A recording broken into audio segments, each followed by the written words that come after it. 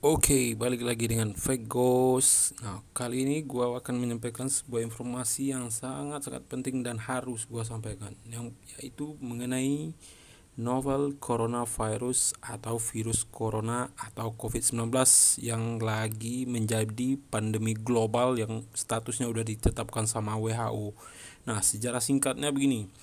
Pertama kali virus corona ini ditemukan tahun 1960. Subfamili dari Orthocoronavirinae dalam keluarga Coronaviridae dan Ordo Nidoviralis ini pertama kali muncul di tahun 1960, diberi nama Human Coronavirus 229E dan Human Coronavirus OC43. Dalam perjalanannya, mulai tahun 2003 teridentifikasi lagi anggota dari coronavirus ini, yaitu SARS-CoV ya, tahun 2003. Dan di tahun 2004 ada lagi muncul virus HCoV-NL63. Nah, berselang beberapa tahun sebelumnya ada juga, tapi yang cukup meresahkan juga, yaitu MERS-CoV, yang virus MERS yang muncul di tahun 2012. Yang untuk COVID-19 ini sendiri pertama kali terdeteksi di kota Wuhan, tepatnya di negara Tiongkok, di provinsi Hubei.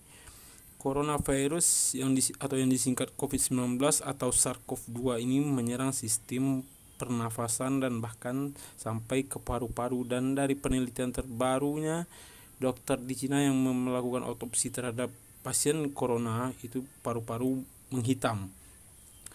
Oke ya. Nah, apa yang perlu kita lakukan untuk supaya pandemik ini cepat berlalu? Nah, gua ambil dari situs halodokter.com, dan juga hampir sama kalau gua baca dengan apa yang disampaikan dari pihak Kemenkes dan anjuran dari WHO seperti dalam slide berikut ini.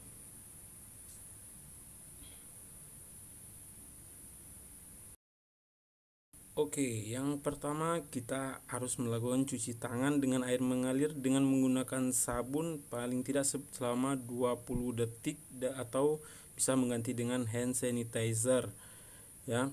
Yang terus selanjutnya kita bisa menggunakan masker yang pilihannya ada dua, masker bedah atau N95 yang sesuai dengan standar NIOSH.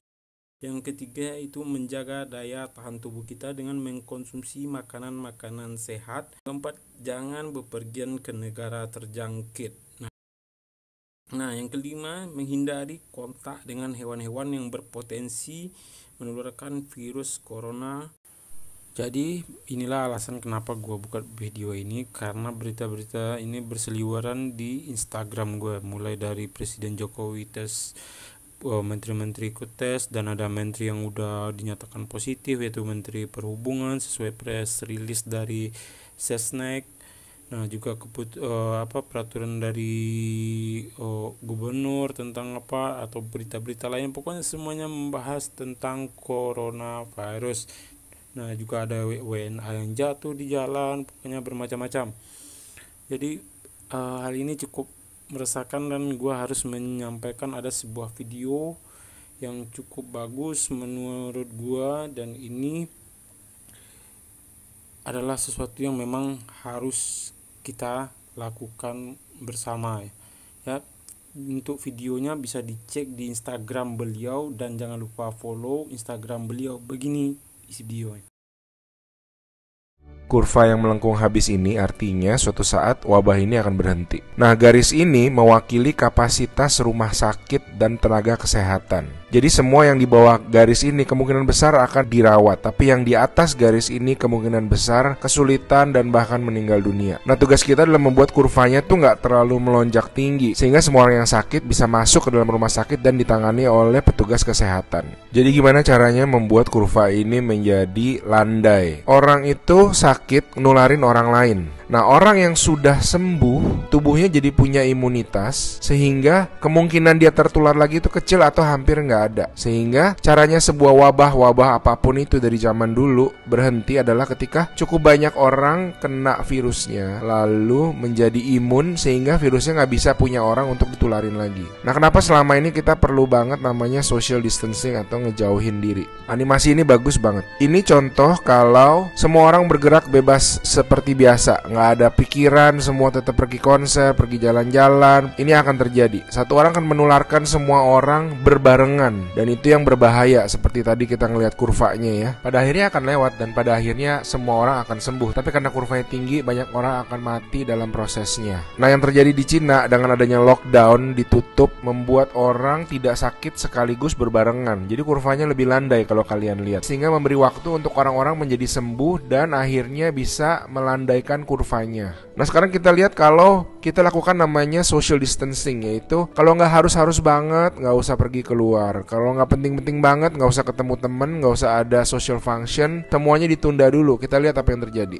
Nah, bahkan ini ada simulasi satu lagi. Kalau social distancingnya itu bener-beneran ekstrim, orang nggak boleh keluar, ada jam malam dan sebagainya. Ini yang terjadi. Kita lihat beda banget kan. Jadi ada orang yang akan tetap sakit, tapi mereka bisa masuk rumah sakit dan dirawat. Jadi teman-teman, please do your social distancing, stay at home, work from home, anywhere you can. Ada orang-orang yang nggak bisa, saya mengerti, tapi sebisa mungkin lakukanlah semuanya itu.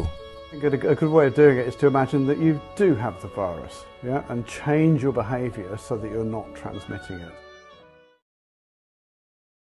Terima kasih telah menonton tayangan ini, semoga bermanfaat. Bye-bye.